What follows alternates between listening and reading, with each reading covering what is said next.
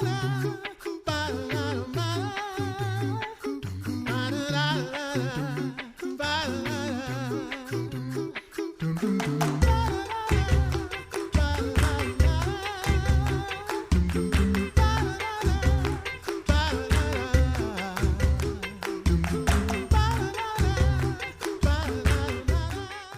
listening to The Coffee Hour. I'm Andy Bates. I'm Sarah Gulseth. What do we do when we're facing loss but really can't put a face on it, or can't attach it to something specific when it seems less than tangible? How do we address that? Particularly when it comes to young people, thinking of all those high school seniors who are graduating this year and missing out on so many experiences during their senior year. Well, we're going to talk about that more with our friends from LCMS Youth Ministry. Thanks to Concordia University, Wisconsin for supporting the Coffee Hour. Find out more about Concordia University, Wisconsin at cuw.edu. Live uncommon. Joining us today, DCE Julianna Shults, Program Manager from LCMS Youth Ministry and author of Ambiguous Loss. It's a resource on the Youth eSource website. Lots of great resources there, youthesource.com. Julianna, thanks for joining us today on the Coffee Hour. Thanks for having me. And I forgot to include in your introduction also co-host of End Goals Youth Ministry podcast right here on Portio. Great podcast, some really good resources, including some very timely resources on when you can't meet face-to-face when it comes to youth ministry. Some really good stuff there as well. So you and Mark Kiesling having a great time with that podcast? We really are. It's been such a great way to communicate with youth leaders of all kinds of congregations, to be able to just encourage them, to speak a word of encouragement, to care for them, and then just to give some point them in the direction of some great resources and to talk about important topics for them in healthy youth ministry. So it's been a really fun project, and we hope it's continuing to be helpful for people. Well, speaking of resources, you wrote a really great article called Ambiguous Loss. It's on Youth eSource, and we referenced it on Mental Health Monday 1 week with Deaconess Heidi Gaiman. And Ambiguous Loss, I really like how you summed this up in this article. Really just very helpful.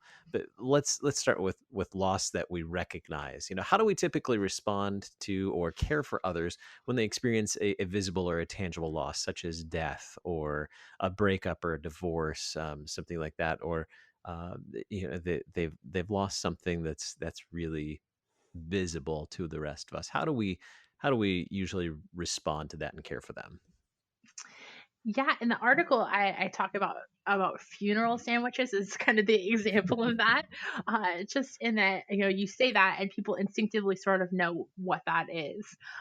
Just to be able to know that typically when somebody experiences a dramatic and visible loss, we have people who come alongside with food, whether that's sandwiches or potatoes or Jell-O or whatever it is. They're bringing those pieces because we know that person might be struggling with attending to their own needs. At that point, we're bringing people around them, so people are checking in with them. They're asking good questions. They're making sure that they're taking time to come over and listen and sit with that person. Oftentimes we have moments where we commemorate that. So thinking about a funeral or a memorial service, where we have space and time to both mourn and to celebrate what God has done in those moments. And so typically when we have this very visible upfront kind of loss, we have all of these pieces in place to help that person think through, walk through, to recognize a loss that somebody has.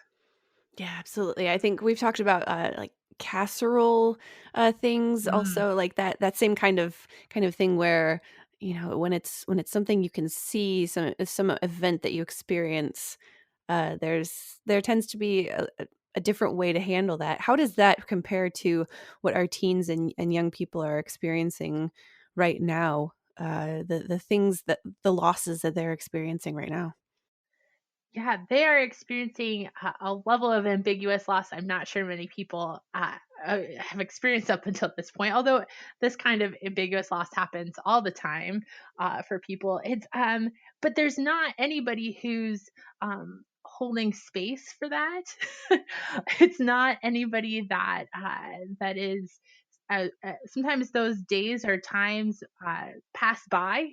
We don't even stop to recognize them, maybe in the busyness of what we're doing, or when we do, we're not really sure what our response should be.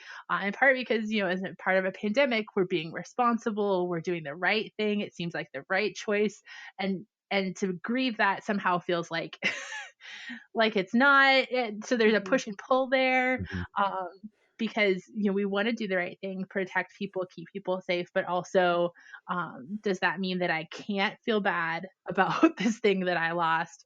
Um, and even just thinking about not just the loss of events, of seasons, of proms, some of those you can mark, but just the loss of community that friends have within a high school, sitting in class together, both young and high school students, or college students who have been forced to come home and out of an environment which has very specific ways in which it supports its students, to now be separated from that. It's hard to put a finger on, a face on, a name on what those losses look like and what they're supposed to feel like and what we're supposed to do about them. Yeah, it's not like there's a specific greeting card for it, and and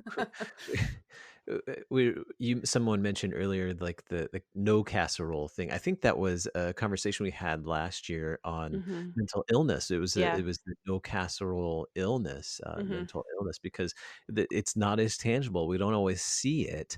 It's kind of invisible, so we don't necessarily bring casseroles over, or we don't necessarily know how to care for someone when we can't really put our finger on what is it that they're really experiencing. um, but what can we do to be helpful? I mean, I know some of us will say, well, there might be other events, or might be other opportunities. So you missed out on the season, the spring season, the track season, cross country season, baseball or spring theater or something like that. But there will be other opportunities down the road. It's not that bad. Is that really helpful?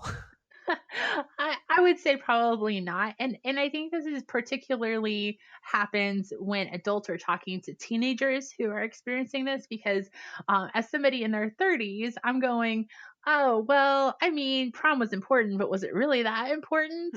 Like, in the scheme of things, like, I don't even know if I could find my prom pictures. Like, so for me, the significance of that moment has diminished over time, right? My last swimming season, I don't know. I mean, it happens, but like, it's, well, but but for 17 or 18-year-old Juliana, that was the world.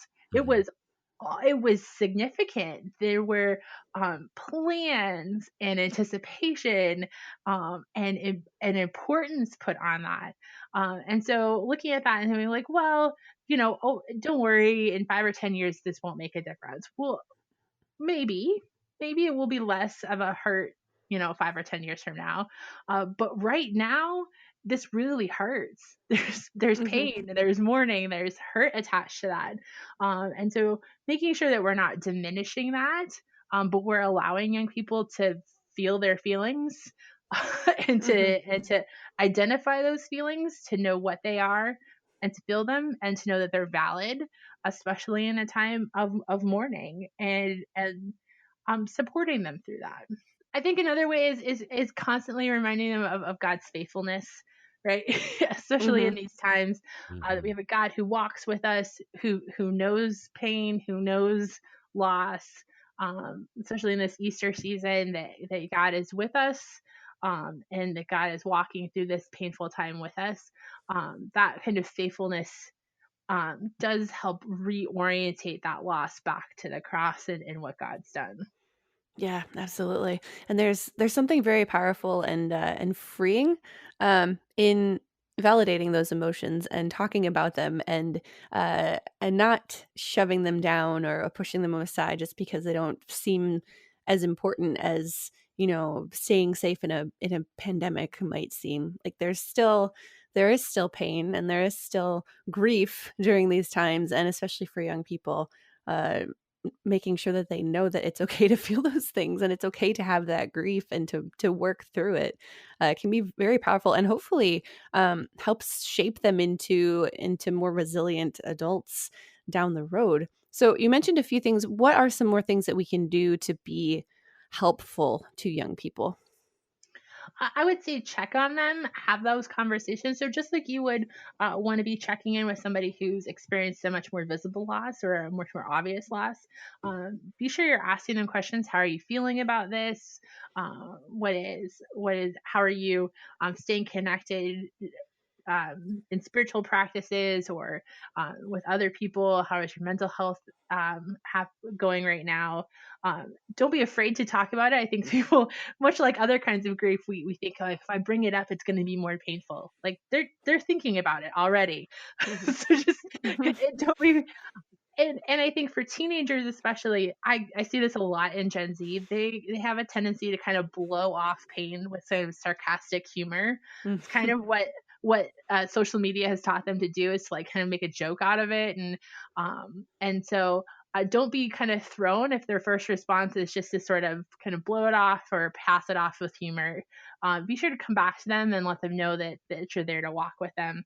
And I think helping them to name that, Mm. and then finding ways to celebrate. So it's not the same. It's not going to replace their season. It's not going to replace their graduation. It's not going to replace their prom. But what are ways that we can celebrate, even in current situations, that are going to allow us to bring some closure to those things, to celebrate what we can, to affirm our relationships with one another.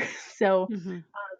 I've seen some colleges that are putting off graduation until August, and they're saying, but we still want to do it because it's such an important moment.